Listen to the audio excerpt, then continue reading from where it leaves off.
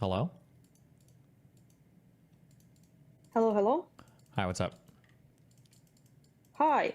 Hello. I'm with the news and with the question, if you have 5 minutes.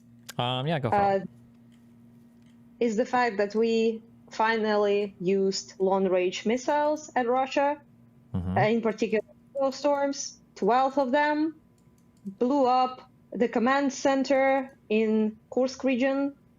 We don't know the numbers yet, but Russians are screaming nonstop on their channels about big losses in command personnel, both Russian and North Korean.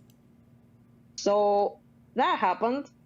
And afterwards, there have been a message to a lot of like ambassadors, things like that of the United States, of Europeans kind, to hide basically because Russians were supposed to do some major big attack for that, I suppose, because of that decision that to allow Ukraine to finally do something with the missiles we have been given.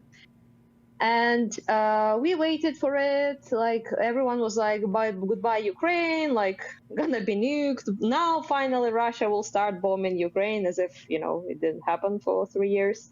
And all of that, like all the Russia propaganda people, the Hinkles and all of that. And we kind of like were very chill, just, expecting a regular mass strike, like with like 100 missiles or so, like they do. It wasn't that, it was much smaller. But they did use new missile that they never used, called Rubesh, apparently, which is a huge-ass missile never before used, and they dropped it on Dnipro city. Yeah. So that happened. But, like, we are still unnuked and still exist. What can you do? So all of that news is interesting and cool. But my question to you, though, is, Chink, right? Yugur? Yep. I think you, in person even, right? You I've talked talked to to him a him lot, and yeah. shit. I will send you a thing on a personal message. Can you explain this man? And people like him? So there are obviously paid by Russia. I have sent you the tweet on via personal message. So there are people that are paid by Russia that are spreading that nuclear war will happen, World War III, we should drop Ukraine, otherwise World War III. We crossed Putin's red lines 10,000 bajillion times and nothing happened, but they still proceed with that sort of talk, right? There's like evil cunts who want us to, to die and disappear, just genuinely pro-Russian, right? You can be both as well. You can be paid and an evil cunt, and then you can be Chink. So I don't think it's paid by Russia. No, it's just this is the populist signaling on every war thing. Populists in the U.S. at least are just very isolationist and very protectionist. So for foreign policy, they just want to be involved in nothing, and for economics, they just want to tariff and block everything. Basically, that's just and people just think it's better that way. It's ever since the Iraq War, there's this idea that the U.S. shouldn't be involved in anything overseas. Basically, is kind of where a lot of the thought is for any of these types of people. I just with this tweet, there's literally no difference between him and Donald Trump Jr. In a sense, Donald is somehow more cringe, but he's Trump, gotta be more cringe, I suppose. But overall, just what would people like him are not paid by Russia, and I don't think he's an evil cunt. He doesn't come across as an evil cunt, right? So it's just what is his suggestion? What are we supposed to do? So he doesn't just give a fuck, or he thinks if the entirety of Ukraine's collapses as a country. The thing is, you're never gonna get a real answer from these people, because what these people will do when you start to push them is so you'll point out that well, what if this country is encroaching on another country's territory? What should we do? And then they'll say, well, we shouldn't have been involved in the first place. If America is at fault now for giving Ukraine weapons, then America is also at fault because of NATO expansionism for making Russia invade Ukraine. It's always going to be the West's fault for some reason, and the solution is always going to have been to have never had the West become involved at all. Basically, is what they'll say. Yeah. But the West wasn't involved. They prohibited fucking everything for 3 years. Yeah, I mean, I understand that. I don't know. Yeah, you're not. shit. Yeah. You don't have to argue against me. I'm just saying that that's what they'll say. They'll say in 2014, the Victoria Nuland call proves that we couped the government in Oh. Ukraine, and all of it was set up by the West, and it was NATO expansion, and not an inch eastward, and the promises broke. That's always what the arguments are. It's But if you bring up the fact that we weren't in NATO and like our constitution prohibited us joining NATO, and only conversations about joining NATO began like after full-scale invasion at all, like if you bring any of that up, then what do they say though? I don't know. Like, I've never got. Most of these people don't want to doesn't go make into the sense. weeds that much on this because they don't. Yeah. So, but yeah, it's all stupid stuff. Yeah. Yeah, but I just like I wish some of them would just say like people who are like afraid of like escalation and things like that. Who are genuine, who are not like doing Russian propaganda, but being basically useful idiots, right? They're like, I wish they would just be a little bit like, I don't know, like precise, honest is the word perhaps. Like what is supposed to happen then? So just what's the plan? Like, why do they think we should? Why they expect us to fucking roll over and die? I just don't understand. Like, obviously we don't want to do that, and we won't do that. It's just what's yeah. And he's like so pro Gaza, like Israel genocide, blah blah blah, like all of that, right? And why is it okay to do with Ukraine? We didn't even fucking attack them first. So Yeah, I mean that's what they. Yeah, I mean it's stupid, but I mean this is just like the populist take on foreign policy is really dumb. Yeah, well, I guess. Do you consider a person like that even like a ally in sort of like Democrats or like liberals and people like that? Because they're not, like in my opinion, they're like they're leftoids and they're like really. Yeah, I mean, he probably supported Kamala, right? I think. I mean, it depends on who the person is. I would say Cenk is probably not an ally, but not because of this take. I think there are some dumb. I think there are some dumb like takes on foreign policy for people that can be convinced. But for these people, the facts are not as relevant. It's more of just like a foundation of like America bad and like West bad. So it really doesn't matter what argument you make or what you'll say. There's going to be a reason why they'll support Hamas on October 7th, but they'll be opposed to Ukraine defending itself from Russia. It's because it's all through the lens of like everything in the West is bad.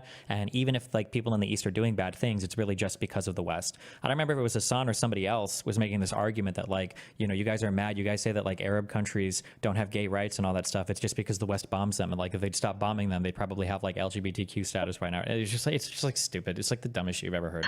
But that's like the foundation that all the criticism comes from. So yeah, it's fucking stupid. Yeah.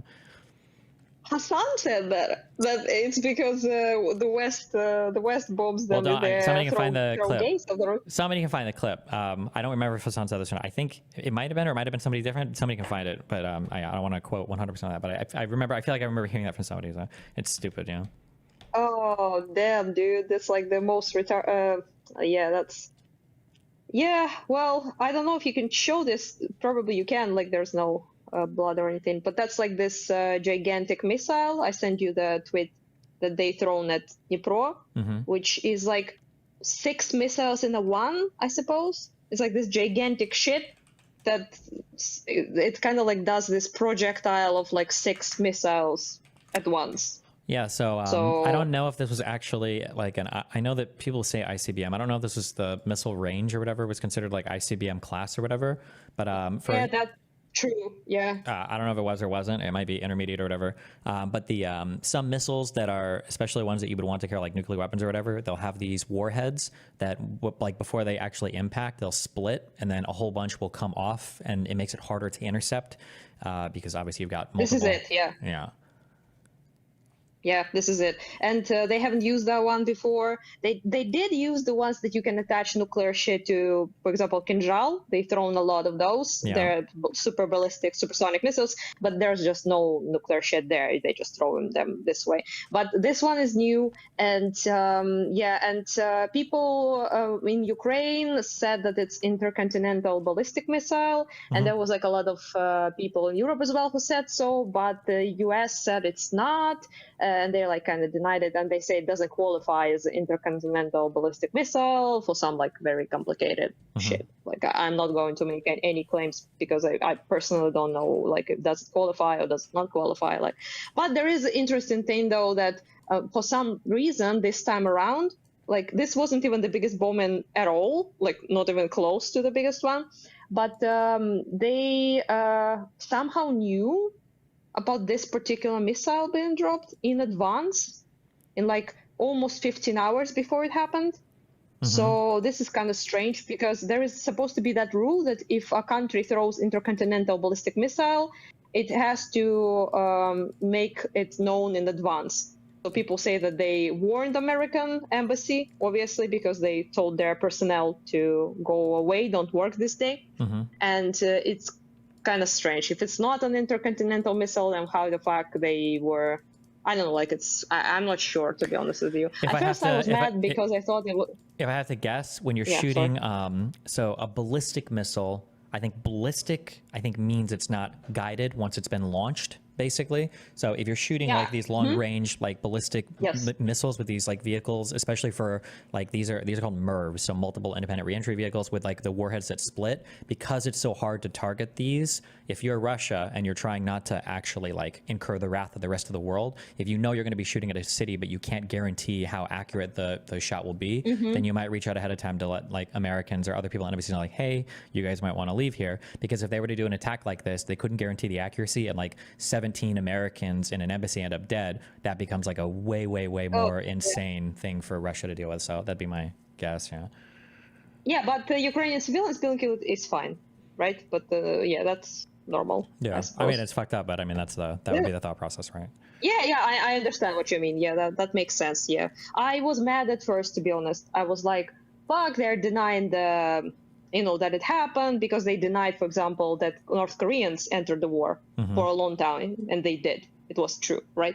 Our report said so, South Korean reports, intelligence said so, and I was like, it's this thing again, like America denying because they don't want to do anything about it, right? And then I was like, oh, maybe not. Maybe this time it's just technicality and it doesn't really qualify as intercontinental. Well, so yeah, that's not the point. But I'm not really happy about this thing, obviously. We got used to COBs, which are guided bombs that they throw from planes quite a bit. And it took a while to get used to those. And now we will take a while to get used to these ones as well, I suppose. A friend of mine from Dnipro, the city that it was used on, said that it was like so fucking loud that he like thought that they were like unironically nuked. Yeah. Yeah, there were a lot of people typing a lot of crazy missiles at the same time. Yeah. Yeah.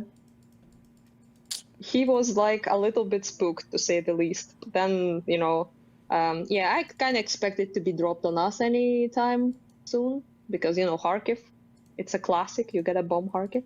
But yeah, usually in the morning though, so maybe in 5 or 7 in the morning or something like that. Well, Jesus, stay safe at least. Yeah. How exactly? It like takes 3 minutes to get here, so like you can't really go anywhere pretty much. Yeah, I have a feeling that my corridor would not protect me from this missile. It's a hunch though. Yeah. Well, anyhow, yeah, thanks for the Cenk thing, because I'm just genuinely like looking at his stuff. I'm just like, what is this guy? Like he doesn't give me the vibes of Russian sellout, he doesn't give me the evil count. So what is Cenk? So yeah, apparently just a left-wing populist guy. Yeah, all of them are going to be like that. All the anti-establishment guys are going to have the same takes on that. So yeah. Oh, last thing. What do you think about like Biden giving this like permission so quickly when it's became clear that Trump is, going to be into power? And yeah, what's your thoughts? I mean, I feel like all of my thoughts about enabling more Ukrainian firepower, all of them are going to be like double-edged. It'll be like, oh, this is good, but like, why didn't this happen so much earlier? Or oh, this is good, but what needed to change for this to be enabled? So yeah. All right. Literally me. I'm not gonna lie, I should be grateful, and I am. I was very happy when we blew up that command center, but as were other people. But it sounds ungrateful, and I know that. But I literally, like, I nearly fucking vomited when I saw this permission because it grieved me so much, because it took so much time, right? And so many people died, and so many cities were destroyed. About 6, right? Cities completely ruined. And it's not that it would stop every bombing, obviously not, right? But it would have helped quite a bit, especially with the Cub problem and glide bomb problem. And I was grieved. Also, you have to be like a straight up retard not to understand that they could have made this decision literally years ago, like a year or 2 ago. Yeah. Just they didn't do it because of the election, I believe. That's my opinion. I don't know if it's yours or anything, but I think Maybe they didn't want to push away like so many isolationist people. Like Americans is like not particularly like interested in the Ukraine stuff, obviously, and a lot of people in the left, on the left, are very isolationist and don't want to help Ukraine at all. Think it's low NATO, no change types, basically, right? And but they lost the election anyway. So yeah, I guess we'll see what happens. Yeah. Well, yeah, at least we got that permission. I should look at the positive, I guess, before Trump, sinks the boat. Hopefully, yeah. Or hopefully it doesn't. But good luck. Stay safe. Yeah. Bye bye. Yeah. Bye bye. Bye.